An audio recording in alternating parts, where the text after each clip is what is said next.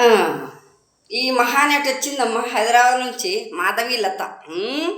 అది ఒక డాక్టర్ అనమాట. కోవిడ్ సమయంలో అది ఏం చేసింది, దాని హాస్పిటల్ ఒక పేషెంట్కు 2 లక్షలు దుబ్బేసింది. ఆడది. అది ఎక్కడ ఉంటుందో తెలుసా? బీజేపీ లీడర్ అది. మొన్న ఎలక్షన్లో కూడా చేసిందనమాట. పోటీ చేసింది ఆడది. అది మాట్లాడుతుంది, అది కూడా మాట్లాడుతుంది బోకుది.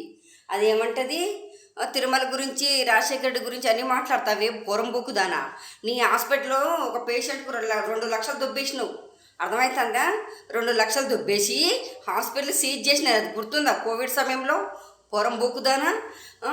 నువ్వు ఎప్పుడు ఎప్పుడు పాత బస్తీలో ఉంటావు. పాత బస్తీల్లో ముస్లిమ్స్ అందరినీ వాళ్ళను ఇష్టం వచ్చినట్లు మాట్లాడతావు. నువ్వు బోకుదానా. నువ్వు వచ్చింది దేనికి వచ్చినావు? నువ్వు తిరుమలకు వచ్చినావు అంటే గొడవ చేయడానికి వచ్చినావా? నువ్వెంత, నీ బతికెంత, చిల్లర మొకందానా. నువ్వు వెబ్ సిరీస్లు కూడా చేసినావే బోకుదానా. నువ్వు మాట్లాడతావు. నీకేం అసలు నువ్వు వచ్చిందానివి వచ్చినట్టు వెళ్ళిపోవు. అంతేగాని జగనన్నను కొడతాము వాడైతే అబ్బబ్బబ్బబ్బా నాలుక మీరు ఎట్లా మీ నాలుకను చిచ్చి మీ ఎంత దరిద్రులా మీరు నిజంగా. అంటే ఏ పొరంబొక్కుతలు కుయ్యకు. అర్థమవుతుందా? నీ బతుకు మొత్తం తెలుసు తెలంగాణలో. నువ్వు ఏదో బీజేపీలో ఉండవు అనుకుంటావేమో. నీకు అంత సీన్ లేదే బోకుదానా. బోకు కూతలు కుయ్యకు. అర్థమవుతుందా? మాధవీలతదానా. నువ్వు జగనన్నంత ఆడదానివే. నీ బతికెంత నువ్వు చిల్లర ముండా, చిల్లర మాటలు మాట్లాడతావు.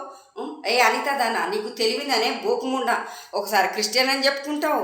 నువ్వు క్రిస్టియన్ అయితే మళ్ళీ ఎందుకు చేసుకుని వెళ్ళిపోయా పొరం బోకుదానా. నీకు సెన్స్ ఉంది అసలుకు?